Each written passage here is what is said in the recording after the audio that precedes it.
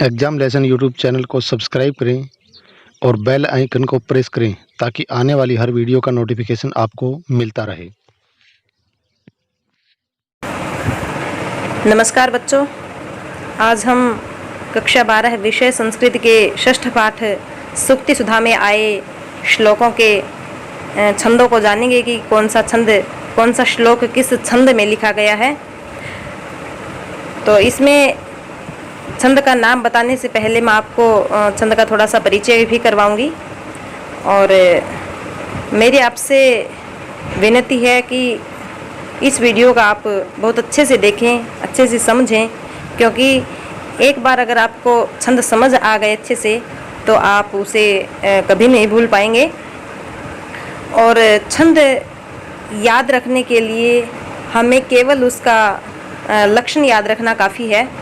कि मान लो आपकी परीक्षा में कोई श्लोक आया है और उसमें आपसे पूछा जाएगा कि इसमें कौन सा छंद है, तो अगर आप उस पर गण बनाएंगे और गण बनाते ही आपको पता चल जाएगा। अगर आपको लक्षण याद होगा तो आप जल्दी से अनुमान लगा सकते हैं कि इसमें कौन सा छंद है। तो आइए जानते हैं पहले छंद का सामान्य परिचय। छंद को वेद पुरुष के चरण कहा गया है। तो छंद है पादौ तो वेदस्य हस्तौ कल्पोथ पठ्यते। ये जो पाणिनीय शिक्षा का जो श्लोक है, तो उसमें वेद के अंगों से वेद पुरुष के शरीर को पूर्ण किया गया है। तो उसमें जो छंद है उसे वेद पुरुष के चरण माना गया है या चरण कहा गया है। तो कहा गया है कि छंद है पादौ तो वेदस्य, छंद जो है वो पादौ पर है, तो वेदस्य वेद के। वेद पुरुष जो है उसके छंद क्या है? पैर हैं, चरण हैं। यास्क मुनि ने छंद शब्द की व्युत्पत्ति छदि धातु से की है, जिसका अर्थ है ढकना, आच्छादन करना। तो छंदांसी छादनात्, छादन करने के कारण, ढकने के कारण ये छंद कहलाते हैं। क्योंकि छंद शब्द जो है वो नपुंसक लिंग है, तो उसके रूप चलते हैं छंद, छंदसी, छंदांसी। तो छंदांसी शब्द जो है वो छंद शब्द का प्रथमा का बहुवचन का रूप है छंदांसी। प्रथमा और द्वितीय दोनों में एक जैसी होती हैं। आगे कात्यायन के अनुसार छंद की परिभाषा है यदक्षर परिमाणम तत्छंदः, अर्थात जो अक्षरों का परिमाण है, परिमाण यानी कि मात्रा, माप, तो जो अक्षरों का परिमाण है वही क्या है? छंद है। ऐसा किसने कहा है? कात्यायन मुनि ने कहा है। कात्यायन कौन है? वररुचि।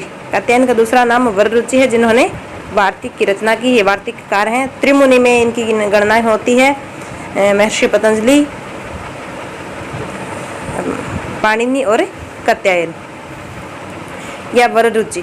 तो कात्यायन के अनुसार छंद की परिभाषा क्या है? यदक्षर परिमाणम तत्छंद, अर्थात जो अक्षरों का परिमाण है, अक्षरों की जो मात्रा है, अक्षरों का जो माप है, उसे छंद कहते हैं। तो छंद में लय, गति, यति आदि का विशेष ध्यान रखा जाता है। कि लय, गति और यति, इन सब का विशेष ध्यान रखा जाता है, जिसके परिणाम स्वरूप भाषा में गेयता आ जाती है। गेयता यानी कि गान, लय। तो लय, गति और यति, इनको अगर हम ध्यान में रखते हुए किसी श्लोक का, किसी पद्य का उच्चारण करेंगे तो उसमें स्वाभाविक रूप से गेयता आ जाती है। एक पद्य के 4 चरण या पाद होते हैं। तो एक पद्य या श्लोक को हम 4 चरणों में, 4 भागों में बांटते हैं, जिसे एक अलग अलग चरण को, अलग ये जो 4 पंक्ति हैं, उन 4 पंक्तियों को हम क्या कहते हैं? चरण या पाद कहते हैं। तो एक श्लोक में 4 चरण या 4 पाद होते हैं, 4 पंक्ति होती हैं। प्रत्येक चरण का नियमन या तो अक्षरों की संख्या से होता है या मात्राओं के विशेष क्रम के आधार पर होता है। और हमें कैसे पता चलेगा कि कौन सा चरण कहाँ से शुरू है और कहाँ खत्म है? तो इसके लिए क्या होगा कि हर चरण का जो नियमन है वो या तो अक्षरों की संख्या से होती है या मात्राओं के विशेष क्रम के आधार पर होता है। यानी कि या तो उसमें अक्षरों की गणना करनी है हमें, या फिर उसमें मात्राओं की गणना करनी है। इसी आधार पर छंद 2 प्रकार के होते हैं। तो अक्षरों की गणना वाले अलग हो जाएंगे और मात्रा की गणना वाले अलग हो जाएंगे। तो इस आधार पर छंद जो है वो 2 प्रकार के होते हैं। कौन कौन से? वर्णिक और दूसरा है मात्रिक। वर्णिक नाम से ही पता चल रहा है, जिसमें वर्णों की गणना की जाए, और मात्रिक में मात्राओं की गणना की जाती है। तो पहला है वर्णिक। वर्णिक छंद जिस श्लोक में होता है उसके चरणों में अक्षरों की संख्या और स्थिति निश्चित होती है। तो वर्णिक जो छंद होते हैं उसमें क्या होता है? अक्षरों की संख्या निश्चित होती है। संख्या और स्थिति, स्थिति अर्थात कहाँ लघु अक्षर हमें रखना है, कहाँ गुरु रखना है, तो उनकी स्थिति भी निश्चित होती है।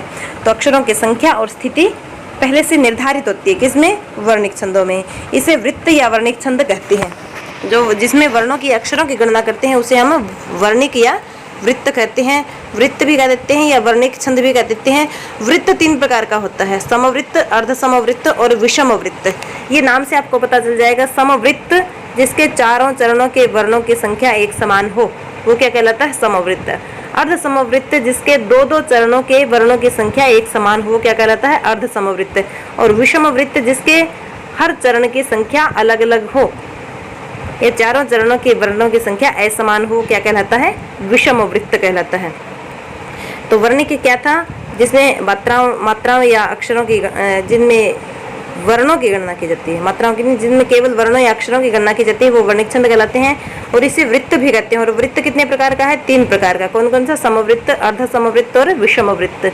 समवृत्त जिसमें चारों चरणों के वर्णों की संख्या समान हो, अर्ध समवृत्त जिसके 2-2 चरणों के वर्णों की संख्या एक समान हो, विषम वृत्त जिसके हर चरण की या प्रत्येक चरण की संख्या असमान हो या समान न हो, वो विषम वृत्त कहलाता है। दूसरा भेद था इसका मात्रिक छंद। तो जिस श्लोक के चरणों में मात्राओं की संख्या निश्चित और विशेष क्रम में होती है, तो वर्णिक छंद से विपरीत है मात्रिक छंद। वर्णिक छंद में वर्णों की संख्या और स्थिति निर्धारित होती है। इसी प्रकार मात्रिक छंदों में क्या होता है? मात्राओं की संख्या निश्चित और विशेष क्रम में होती है। इसमें भी वही लघु और गुरु का या लघु गुरु के हिसाब से ही हम इसमें मात्राओं की गणना करते हैं। जो गुरु वर्ण होते हैं उसके 2 मात्रा मानते हैं और जो लघु वर्ण होते हैं उसकी 1 मात्रा मानते हैं। तो इसमें क्या मात्राओं की संख्या निश्चित होती है और वो विशेष क्रम में होती है, उसे जाति या मात्रिक छंद कहते हैं। तो ये ध्यान रखिएगा आप, जो वर्णिक छंद हैं उनको क्या कहते हैं? वृत्त कहते हैं। और जो मात्रिक छंद है उनको क्या कहते हैं? जाति कहते हैं। आगे छंद के हैं आवश्यक तत्व। छंद के कौन कौन से आवश्यक तत्व हैं? सबसे पहले मात्रा। मात्रा का अर्थ होता है माप की इकाई, परिमाण या मात्रा या माप। यह 2 प्रकार की होती है, ह्रस्व तथा दीर्घ। ह्रस्व मात्रा और दीर्घ मात्रा। ह्रस्व मात्रा की संख्या 1 गिनी जाती है और दीर्घ मात्रा की संख्या 2 गिनी जाती है। ये हम आपको आगे बताएंगे कि ह्रस्व कौन कौन से वर्ण हैं और दीर्घ वर्ण कौन कौन से हैं। दूसरा तत्व है छंद का पाद अर्थात चरण। छंद के चतुर्थ भाग को पाद या चरण कहते हैं। जो चौथा हिस्सा है, चतुर्थ भाग है, उसको क्या कहते हैं? चरण या पाद कहते हैं। जैसे एक छंद में 4 चरण होते हैं या 4 पंक्ति होती हैं, तो उसमें एक जो श्लोक वो 4 पंक्तियों का तो है, तो उसमें कितने चरण हो गए? 4 चरण हो गए। अब पहले चरण से हमारा तात्पर्य क्या होगा? पहली पंक्ति। दूसरे चरण का तात्पर्य होगा दूसरी पंक्ति। ऐसे ही तीसरा चरण होगा तृतीय पंक्ति और चौथा चरण होगा चतुर्थ पंक्ति। आगे लघु गुरु। लघु और गुरु, ह्रस्व वर्ण को लघु कहते हैं। जो ह्रस्व है अ, इ, उ, री, ह्रस्व मात्रिक जो वर्ण है हमारे स्वरों में वो कौन कौन से हैं? ए, ई, उ और री। ये जो वर्ण हैं, ये जो 4 वर्ण हैं वो लघु होंगे। क्या होंगे? लघु। तो लघु वर्ण के ऊपर ये चिन्ह लगाया जाता है, एक खड़ी रेखा खींच दी जाती है। लघु वर्ण के ऊपर एक खड़ी रेखा खींच दी जाती है। वो इससे हमें पता चल जाएगा कि वो वर्ण क्या है? हमारा लघु है। अब गुरु सीखने से पहले मैं आपको बता दूं कि आप अगर ये सीख लें, ये जान लें अच्छे से, अपने दिमाग में बैठा लें ये बात कि लघु वर्ण या ह्रस्व वर्ण कौन कौन से हैं, तो इसके अतिरिक्त जो वर्ण बचेंगे वो सारे क्या होंगे? गुरु होंगे। चाहे वो विसर्ग युक्त हो, चाहे संयुक्त अक्षर से पूर्व का वर्ण हो, या दीर्घ स्वर हो या संयुक्त स्वर हो। तो ये ध्यान रखना आप, लघु गुरु क्रम में ह्रस्व वर्ण जो है उनको क्या कहते हैं? लघु कहते हैं। अ, इ, उ, री ये ह्रस्व वर्ण है। लघु वर्ण के ऊपर या ह्रस्व वर्ण के ऊपर ये खड़ी रेखा लगाई जाती है, ये चिन्ह लगाया जाता है। आगे गुरु वर्ण। गुरु वर्ण कौन कौन से हैं? दीर्घ वर्ण को गुरु वर्ण कहते हैं। तो जो दीर्घ अक्षर होंगे, दीर्घ वर्ण होंगे, वो गुरु कहलाते हैं। दीर्घ वर्ण कौन कौन से? आ, बड़ी ई, बड़ा ऊ, बड़ी री, ए, ऐ, ओ, औ। ये संयुक्त अक्षर भी, संयुक्त स्वर भी, ये क्या है? दीर्घ वर्ण है। दीर्घ वर्ण के ऊपर ये एस जैसा चिन्ह लगाया जाता है, अंग्रेजी के एस जैसा चिन्ह लगाया जाता है। तो ये तो हो गया लघु का चिन्ह और ये हो गया गुरु का चिन्ह। या इसे हम ह्रस्व भी कह सकते हैं और गुरु को दीर्घ भी कह सकते हैं। तो गुरु दीर्घ वर्ण को क्या कहते हैं? गुरु वर्ण कहते हैं। आ, ई, उ, री, ए, ऐ, ओ, औ ये सब क्या है? दीर्घ वर्ण है। दीर्घ वर्ण के ऊपर ये चिन्ह लगाया जाता है एस जैसा। इसके अतिरिक्त गुरु वर्ण की पहचान निम्न श्लोक से की जाती है। और बाकी गुरु वर्ण कौन कौन से हैं? ये तो हैं ही। बाकी गुरु वर्ण और कौन कौन से हैं? सानुस्वारश्च दीर्घश्च विसर्गिच गुरुर्भवेत् वर्णः संयोग पूर्वश्च तथा पादांत गोपिवा। सानुस्वार, स अनुस्वार, स का अर्थ सहित, अनुस्वार सहित, यानी कि अनुस्वार सहित या जिस वर्ण के ऊपर बिंदु होगी, अनुस्वार होगा, वो क्या होगा? दीर्घ होगा। और दीर्घ जो दीर्घ है यानी कि आ ई उ री ए ऐ ओ औ, ये जो स्वर है वो दीर्घ है ही। विसर्ग और विसर्ग युक्त जो वर्ण है वो भी क्या होगा? गुरुर भवेत, गुरु होगा। अब आप ये ध्यान रखना कि मैंने ह्रस्व और जो दीर्घ स्वर बताए हैं उनसे युक्त अगर व्यंजन होंगे, कोई भी वर्ण होगा तो वो गुरु होगा। जैसे मान लो आपको पता है कि आ क्या है? दीर्घ है। अब किसी श्लोक में आ की जगह का मिले आपको, तो का को भी आप दीर्घ मानेंगे, ह्रस्व नहीं। क्यों? क्योंकि इसमें इस कै में कौन सा स्वर मिला हुआ है? दीर्घ स्वर मिला हुआ है आ, तो ये भी क्या होगा? दीर्घ वर्ण होगा।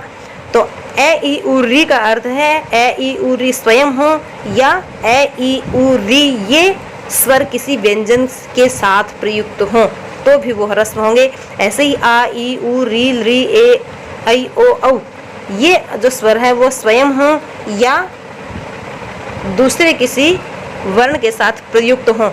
लृ नहीं होगा इसमें क्योंकि लृ दीर्घ होता ही नहीं। और अगर लृ का प्रयोग हो तो लृ से पहले वाले वर्ण को हम दीर्घ मानेंगे क्योंकि संयुक्त अक्षर से पहला वर्ण हमेशा गुरु माना जाता है। तो दीर्घ वर्ण कौन कौन से होंगे? सानुस्वार है, अनुस्वार युक्त होगा एक तो, और दीर्घ खुद जो दीर्घ वर्ण हो आ ई उ री ए ऐ ओ औ। विसर्ग का अर्थ हुआ विसर्ग युक्त, ये वर्ण क्या होंगे? गुरु होंगे। वर्ण है संयोग पूर्वश्च, और क्या बताया है? ऐसा वर्ण जो संयोग पूर्व संयुक्त अक्षर से पहले हो, यानी कि आधे अक्षर से पहले का वर्ण। यानी जैसे पुस्तक में से आधा है और से पहला जो वर्ण है पु, ये क्या हो जाएगा? गुरु माना जाएगा। तो संयोग पूर्व का जो वर्ण है, संयुक्त अक्षर से पहला जो वर्ण है, आपको सीधा सीधा याद रखना है कि आधे अक्षर से पहला अक्षर जो है, आधे वर्ण से पहला वर्ण हमेशा क्या होगा? गुरु होगा। तथा पादांत गोपी व तथा पादांत गह, पाद के अंत वाला भी अक्षर क्या होगा? गुरु माना जाता है। किसी भी चरण का अंतिम अक्षर भी गुरु मान लिया जाता है। और इसके साथ साथ एक गुरु वर्ण की एक शर्त और भी है कि अगर किसी छंद के 3 चरणों में, किसी छंद के 3 चरणों में कोई निश्चित संख्या का वर्ण गुरु आ रहा है, कोई निश्चित संख्या का वर्ण गुरु है और वही उसी संख्या का चौथे चरण का कोई वर्ण लघु है, तो वो उस लघु की जगह क्या हो जाएगा? वो भी गुरु मान लिया जाएगा। यानी कि 3 के चरणों में जो शर्तें लागू हो रही हैं वही शर्त चौथे चरण में जब लघु वर्ण आ रहा है तो वहाँ भी लागू होगी, अर्थात वहाँ भी लघु वर्ण को गुरु मान लिया जाएगा। तो चरण के अंत में ह्रस्व या लघु वर्ण होने पर भी गुरु मान लिया जाता है। ऐसे ही कई बार शर्त पूरी करने के लिए, लक्षण को पूरा करने के लिए, नियम को लागू करने के लिए ह्रस्व या लघु वर्ण को भी गुरु मान लिया जाता है। उसके बाद है अगला तत्व है छंद का यति। छंद का उच्चारण करते समय जहाँ विराम होता है उसे यति कहते हैं। यति का अर्थ होता है विराम, विराम अर्थात रुकना। जब हम किसी छंद का गान करते हैं तो गान करते समय हमारी जिह्वा को जहाँ विश्राम या विराम की जरूरत पड़ती है, आवश्यकता पड़ती है, विराम अर्थात रुकने के, विश्राम की आवश्यकता पड़ती है, तो उसको हम क्या कहते हैं? यति कहते हैं। तो जहाँ भी हमारी जिह्वा विराम लेती है वो क्या होता है? वहाँ यति होती है, विराम होता है। आगे गण।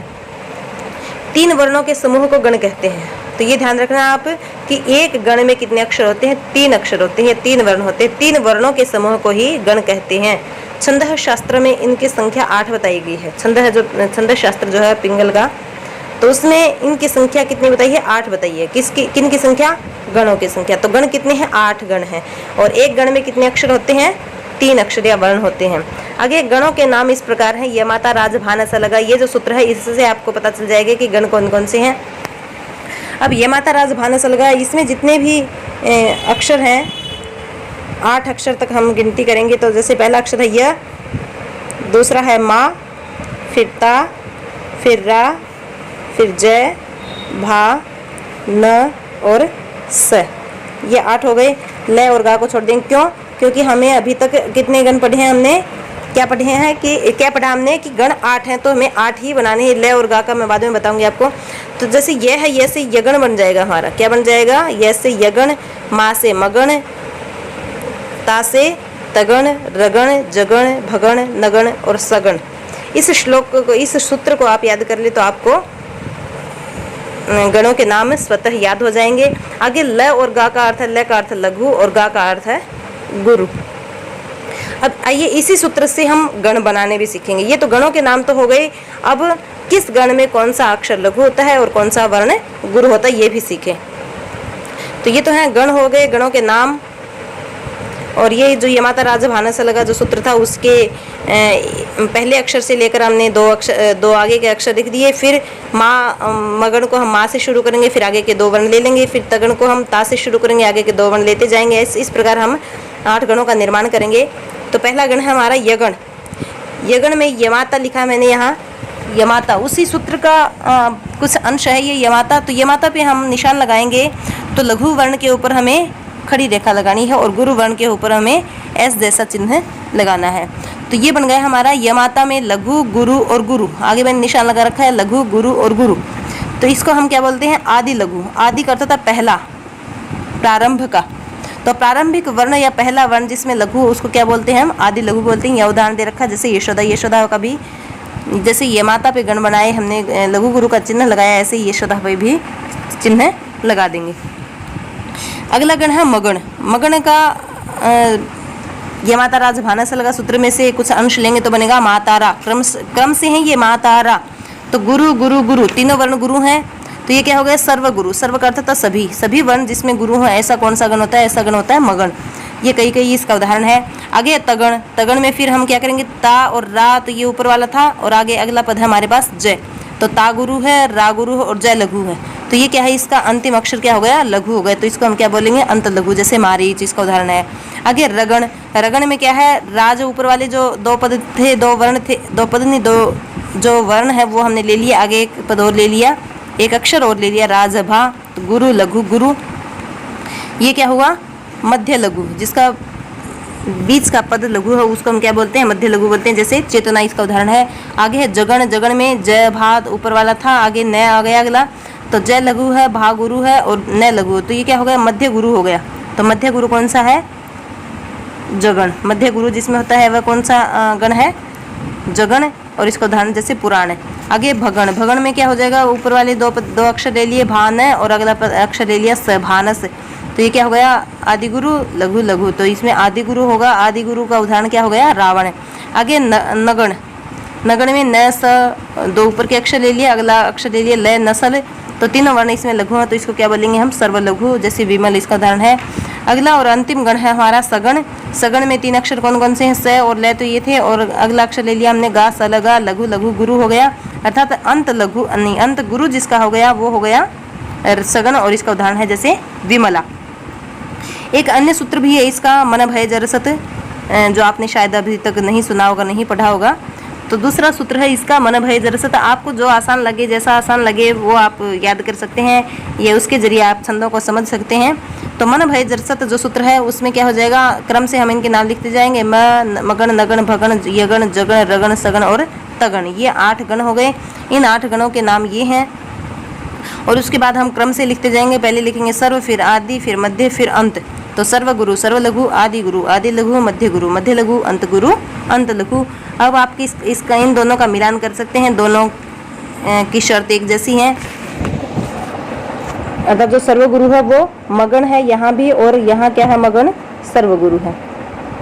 ऐसे ही नगन सर्वलघु है, और ऊपर के सूत्र में भी नगन जो है वो सर्वलघु है, जैसे विमल इसका उदाहरण है। आगे है हमारे छंद। तो हमारा सबसे प्रथम छंद जो है वो है अनुष्टुप छंद है। ये वैदिक छंद भी है, लौकिक छंद भी है। अब हम यहाँ केवल वैदिक छंद पढ़ेंगे, लौकिक छंदों का अध्ययन हम नहीं कर रहे, कि आपके पाठ्यक्रम में जो है वो लौकिक छंद ही आते हैं आपके परीक्षा में भी। तो हमारे छठे पाठ का एक प्रश्न है, उसमें छंद पूछ रखे हैं कि निम्न श्लोक में निम्न श्लोकों में कौन कौन से छंद हैं। तो पहला जो हमारा श्लोक था वो था, अस्ति यद्यपि सर्वत्र नीरम नीरज राजितम रमते न मरालस्य मानसम मानसम विना। तो यहाँ मैंने लिखा है अनुष्टुप छंद है। तो ये अनुष्टुप छंद का उदाहरण है, और इसमें अनुष्टुप छंद के एक चरण में 8 वर्ण होते हैं। एक चरण में 8 वर्ण होते हैं। तो 8 वर्ण हर चरण में होंगे, तो कुल कितने वर्ण हो गए, 32। तो 32 वर्णों का अनुष्टुप छंद है। तो इसमें आप लिख सकते हैं कि अनुष्टुप छंद की पहचान आपसे पूछी जाए तो अनुष्टुप छंद की पहचान आप ये लिखेंगे श्लोक, और उसके बाद आप लिखेंगे कि यह एक प्रकार का समवृत्त है। क्या है, समवृत्त। समवृत्त किसे कहते हैं, जिसके चारों चरणों के वर्णों की संख्या समान हो। तो ये एक प्रकार का समवृत्त है। इसमें एक चरण में, प्रत्येक एक चरण में 8 वर्ण होते हैं और कुल कितने वर्ण हो गए? 32 वर्ण, कुल 32 वर्ण होते हैं। अब देखते हैं अनुष्टुप छंद का लक्षण। अनुष्टुप छंद का लक्षण है श्लोके षष्ठम गुरु जेयम सर्वत्र लघु पंचमम द्विचतुष्पादयोर ह्रस्वम पादयोर ह्रस्वम, ये हर आएगा ऊपर, सप्तमम दीर्घम अन्ययोः। इस श्लोक की आप हिंदी अच्छे से समझ लें तो आपको पता चल जाएगा कि अनुष्टुप छंद की क्या शर्त है। तो इसमें बताया है श्लोक के, किसी भी श्लोक में षष्ठम छठा अक्षर क्या होगा? गुरु होगा। छठा अक्षर क्या होगा? इसका गुरु होगा। जेयम का अर्थ जानना चाहिए। किसी भी श्लोक का छठा अक्षर हमें गुरु जानना चाहिए। सर्वत्र लघु पंचमम, और पांचवा अक्षर क्या होगा? सभी जगह लघु होगा। छठा अक्षर गुरु होगा और पांचवा लघु होगा। तो पहली पंक्ति का अर्थ क्या हो गया? श्लोक में छठा अक्षर गुरु जानना चाहिए और सब जगह पांचवा अक्षर लघु जानना चाहिए। सब जगह का अर्थ चारों चरण है, यहाँ 4 चरण। अगली पंक्ति द्विचतुष्पादयोर ह्रस्वम, दूसरे और चौथे चरण का ह्रस्व यानी कि लघु होगा। कौन सा अक्षर? सातवां अक्षर। तो दूसरे और चौथे चरण का जो 7वां वर्ण है वो क्या होगा? लघु होगा। दीर्घम अन्ययोः, अन्ययोः का मतलब अन्य दो में। किन दो में? दूसरा और चौथा चरण तो हो गया, कौन 2 चरण बच गए? यहाँ पहला और तीसरा चरण बच गया। तो पहला और जो तीसरा जो चरण था, अन्य चरण जो थे, यानी कि दूसरे और चौथे चरण से जो अन्य चरण बच गए, यानी कि पहला तीसरा जो चरण था, उनमें क्या होगा? 7वां वर्ण क्या होगा? हमेशा दीर्घ होगा। तो ये अनुष्टुप छंद की पहचान है। इसमें हमें 4 अक्षर देखने हैं, 4 भी कहाँ, 3 ही अक्षर देखने हैं हमें इसमें, 5वां, छठा और 7वां, ये 3 अक्षर हमें देखने हैं। तो आइए हमारा जो श्लोक है अस्ति यद्यपि सर्वत्र, उस पर ये गण बनाकर देखते हैं या लघु गुरु का निशान हम लगाकर देखते हैं। अस्ति यद्यपि सर्वत्र, तो यहाँ इसका एक चरण पूर्ण हुआ। नीरम नीरज राजितम, यहाँ दूसरा चरण है। श्रमते नमरालस्य, यहाँ तीसरा चरण है। मानसम मानसम विना, ये चौथा चरण है। पहला, दूसरा, तीसरा और चौथा। तो हमारी शर्त क्या थी? श्लोके षष्ठम गुरुर गेयम, छठा अक्षर हमेशा गुरु जानना चाहिए। तो इसका छठा अक्षर क्या है? 1 2 3 4 5 6, ये जो स है वो क्या है? छठा अक्षर है। और स को मैंने गुरु का निशान पहले से लगाया हुआ है। वो क्यों लगाया है? कि स तो गुरु तो नहीं है, परंतु ये गुरु क्यों मान लिया गया? क्योंकि उसके बाद आधा अक्षर है र, तो आधे अक्षर से पहला अक्षर क्या होगा? हमेशा गुरु होगा। तो ये हमारी शर्त ठीक है। आगे सर्वत्र लघु पंचमम, 5वां अक्षर हमेशा लघु होगा। अब इसी चरण का 5वां अक्षर देख लेते हैं एक बार। 1 2 3 4 5, 5वां अक्षर है पी, तो पी लघु है, ये भी ठीक है शर्त हमारी। अब दूसरे चरण पे भी हम 5वां छठा देखेंगे तो 1 2 3 4 5, 5वां लघु है, छठा गुरु है, ये शर्त भी ठीक है। 1 2 3 4 5, 5वां अक्षर लघु है, छठा गुरु, ये शर्त भी ठीक है। 1 2 3 4 5 6, 5वां लघु और छठा गुरु, ये शर्त भी ठीक है। आइए अब देखते हैं 7वां वर्ण। 7वां वर्ण हमें किसका देखना है? दूसरे और चौथे चरण का तो ह्रस्व होना चाहिए और पहले और तीसरे का दीर्घ होना चाहिए। तो ये देखते हैं, पहले पहला और तीसरा चरण देखते हैं। पहले और तीसरे चरण का 7वां अक्षर क्या होना चाहिए? गुरु होना चाहिए। तो 1 2 3 4 5 6 7, 7वां अक्षर है व। वैसे तो लघु है परंतु आगे त्र होने के कारण, त्र में क्या है? त और र, तो आधा अक्षर है, आधे अक्षर से पहला अक्षर क्या हो जाएगा? गुरु हो जाएगा, तो वह भी गुरु हो गए, ये शर्त भी ठीक है। अब तीसरे चरण का 7वां वर्ण देखते हैं। 1 2 3 4 5 6 7, ल भी गुरु है। क्यों? क्योंकि उसके बाद भी आधा अक्षर है, आधे अक्षर से पहला अक्षर हमेशा गुरु होगा, तो ये शर्त भी ठीक है। अब देखना हमें दूसरे और चौथे चरण का 7वां अक्षर क्या होगा? दीर्घ होगा। दूसरे और चौथे का 7वां अक्षर लघु होगा, दीर्घ नहीं होगा, लघु होगा, ह्रस्व होगा। तो दूसरा चरण है हमारा 1 2 3 4 5 6 7, जी, ये जी जो है वो लघु है, ठीक है, ये शर्त भी।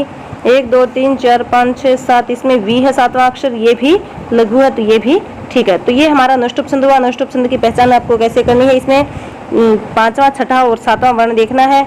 तो 5वां लघु होगा, छठा सब जगह गुरु होगा, 7वां जो है वो पहले और तीसरे चरण में गुरु होगा और दूसरे और चौथे चरण में लघु होगा। ये अनुष्टुप छंद की पहचान है। तो अनुष्टुप छंद का लक्षण आपको ये याद करना है। उसके बाद कोई भी 2 पंक्ति का आपको श्लोक दिखे या जिसमें ऐसा श्लोक जिसमें 32 अक्षर हो, वो अनुष्टुप छंद का उदाहरण होगा। जैसे पूरी रामायण जो वो अनुष्टुप छंद में निबद्ध है।